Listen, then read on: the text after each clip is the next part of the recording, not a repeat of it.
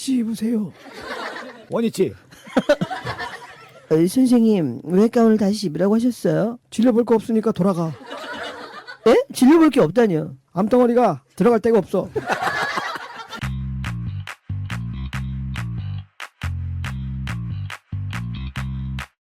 선생님 안녕하세요. 안녕하십니까.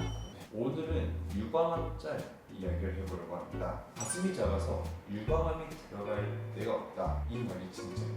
결론을 말씀드리면 이게 의학적으로 맞는 말은 아닙니다. 이 유방암은 가슴이 크기, 즉 크냐 작으냐로 설명할 수 있는 병이 아닙니다.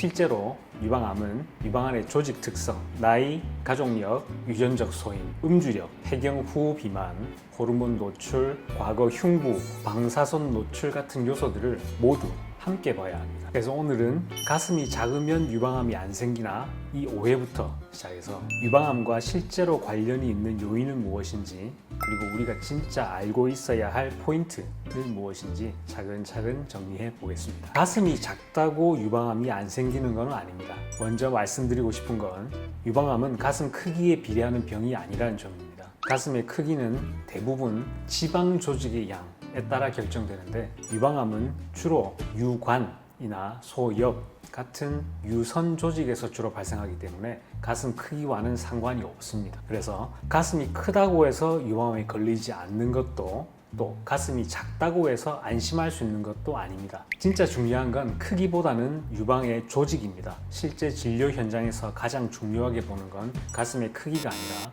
유방 조직이 현재 어떤 상태인가 하는 겁니다. 이런 조직 특성을 설명할 때 치밀 유방이라는 명칭을 쓰는데, 이 치밀 유방은 유방 내에 지방보다는 섬유 조직이나 유선 조직의 비율이 높은 상태를 말합니다. 이런 경우에는 유방 촬영에서 병변이 잘 가려질 수가 있기 때문에, 그리고 또 유방암 위험과도 일정 부분 관련이 있기 때문에 주의가 필요합니다. 그래서 내 유방 조직이 어떤 상태인지, 정기적으로 어떤 검진을 받고 있는지, 이것들이 훨씬 중요하다고 할 수 있겠습니다.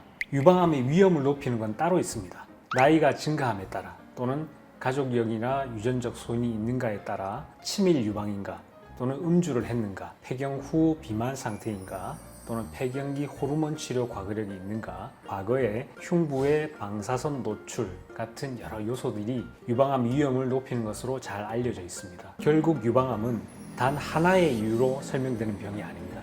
유전이나 호르몬, 생활 습관, 연령, 조직적 특성, 이런 것들이 모두 복합적으로 작용해서 생기는 경우가 아주 많습니다. 그럼 원장님, 유방암은 보통 나이가 들수록 발생률이 높다고 생각하잖아요. 그런데 요즘은 젊은 연령대에서도 발생률이 꽤 높다고 하는데 어떤 부분을 특히 주의해서 봐야 할까요? 유방암은 전체적으로 보면 나이가 들수록 발생 위험이 높아지는 암입니다. 근데 점점 그 연령대가 내려가고 있습니다. 그렇기 때문에 젊다고 안심할 수 있는 병도 아닙니다. 실제로 젊은 연령에서도 유방암은 생길 수 있고, 이 경우에는 단순히 암 치료만의 문제가 아니라 앞으로의 삶까지 같이 고려해야 하는 경우가 아주 많습니다. 예를 들어 젊은 환자분들은 치료 자체도 중요하지만 앞으로의 임신 계획이나 출산, 가임력 보존, 이런 문제까지 함께 연관이 있을 수 있기 때문입니다. 그래서 중요한 건 단순히 나이만 보는 게 아니라 어떤 타입의 유방암인지, 어떤 치료가 필요한 상황인지를 함께 봐야 하는 것입니다. 즉,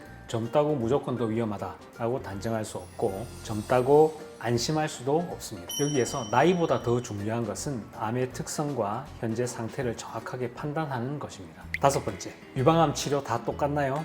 아닙니다. 다 똑같지 않습니다. 유방암 치료를 생각하면 많은 분들이 먼저 수술만 떠올리시는 분들이 많습니다. 실제로는 유방암은 수술 하나만으로 끝나는 병이라고 보기는 어렵습니다. 유방암 치료는 암의 크기, 림프절 전이 여부, 호르몬 수용체 상태, 혈투 수용체 상태, 이 병기, 이런 것들을 모두 종합해서 수술이나 항암 치료, 방사선 치료, 호르몬 치료, 표적 치료, 이것들을 어떻게 조합할지를 결정하게 되는데, 이 과정에서는 항암 치료와 방사선 치료가 수술 못지않게 중요한 축이 되는 경우가 많습니다. 이 항암 치료는 눈에 보이지 않는 전신적인 위험을 낮추기 위해서 중요하고, 방사선 치료는 수술 또는 수술 후 국소 재발 위험을 낮추기 위한 중요한 축이 되는 치료입니다. 환자 상태와 병기에 따라 치료 계획이 매우 의미 있게 바뀌기도 하고 의미가 달라지기도 하기 때문에, 대표적인 NCCN 환자 가이드도 유방암 치료를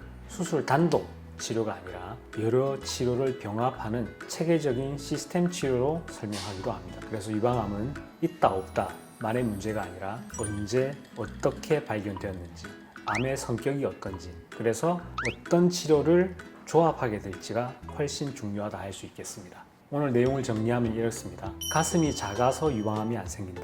이 말은 사실이 아닙니다. 유방암은 가슴 크기로 판단하는 병이 아니라 유방 안의 조직과 세포에서 발생하는 암이고, 실제로는 여러 가지 인자, 나이, 가족력, 유전적인 위험, 치밀 유방인지, 음주를 했는지, 비만인지, 호르몬 노출이 있는지, 과거 방사선 치료력이 있는지, 이런 요소들을 모두 다 고려하는 것들이 더 중요합니다. 또 겉으로 보이는 크기보다 유방 내 조직이 어떤 상태인지, 또 검진을 제때 받고 있는지, 증상이 있을 때 그냥 넘기지 않았는지, 이런 것들이 훨씬 중요하다 할 수 있습니다. 치밀 유방은 검사에서 병변을 가릴 수 있어서 진단이 늦어질 수가 있어요. 정상 검진 결과였다 하더라도 증상이 있다면 추가로 진료가 필요할 수도 있습니다. 유방암은 조기에 발견할수록 치료 선택지가 넓어지고 치료 계획도 더 정교하게 세울 수 있습니다. 그래서 농담처럼 도는 말보다 중요한 것은 정확한 검진과 정확한 상담이 되겠습니다. 오늘 영상이 유방암에 대한 흔한 오해를 바로잡는 데 도움이 되셨기를 바라겠습니다. 감사합니다. 네, 원장님 감사합니다.